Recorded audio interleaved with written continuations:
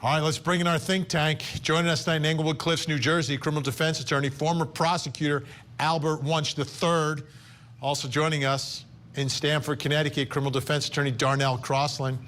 And in Philadelphia, Pennsylvania, family law attorney Jennifer Brandt. Great to see everyone tonight. Okay, I'm trying to figure out, if they can prove that he went in the house, the defense, I believe it's game over here. What do you make of all this, Al? Our expert says, wait a minute, these two findings could be consistent. You know, maybe the car could replicate some of this Apple Health stuff. What do you think, Al? I think the jury's got to have a headache with this one, trying to figure this out, because this is a very, very key, crucial issue.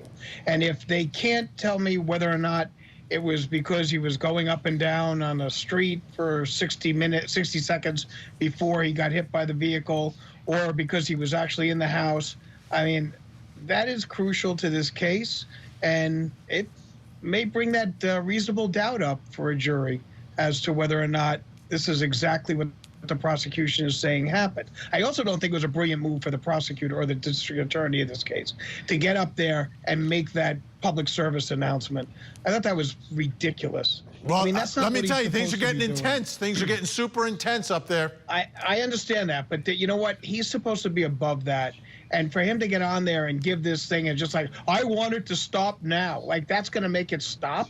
It's going to make it worse. I mean, you know, well, I've dealt with substitute teachers. That's true. Every time, you know, a substitute teacher tells me this is going to stop now, it got worse in my class. And that's what's going to happen in this situation. Darnell, what do you think tonight? I wish I was there. But anyway, so I do know that this prosecutor was really upset. The reason why I know that is because his right eyebrow, this one, was always 4 inches higher than the left. And as it relates to his press conference, he says we should not try a case in the media right before he gave all this evidence in the media. So I didn't understand that either. But this is what I want everybody to realize. If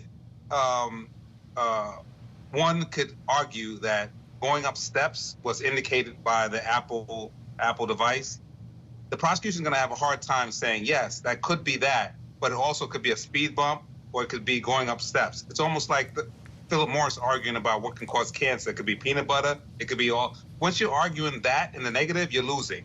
So if they're coming out the gate already saying that it could be this, but also could be any of these other things, they're losing. So like you said, it's game over if he's in the house, but it sounds like it's going to be definitely a hung jury or not guilty if they're going to be arguing about speed bumps and hills.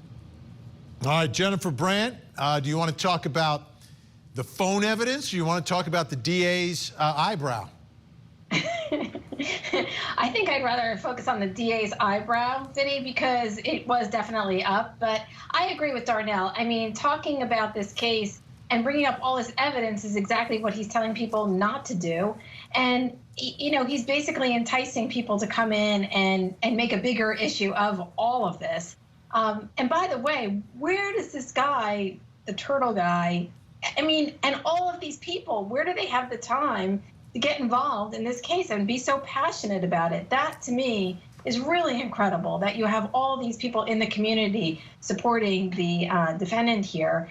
And, you know, why? They really are following this, looking closely at it. Well, I had Turtle Boy on the show, and he said because he believes that this is someone being wrongfully convicted. He's usually on the side of police. Yeah, to get all these people together, I mean, this is going to be some trial. Yeah. I mean, this is going to be something to watch, for sure. By the way, Al, I'll give you a little piece of history on that courthouse. That's where Sacco and Vanzetti were wrongfully convicted up in Dedham. I know you knew that. I did know that, and I stayed in their cell, which is now a high-priced hotel in Boston. Of course he stayed there. Of course he did. All right, folks. They're with us the whole hour. Up next.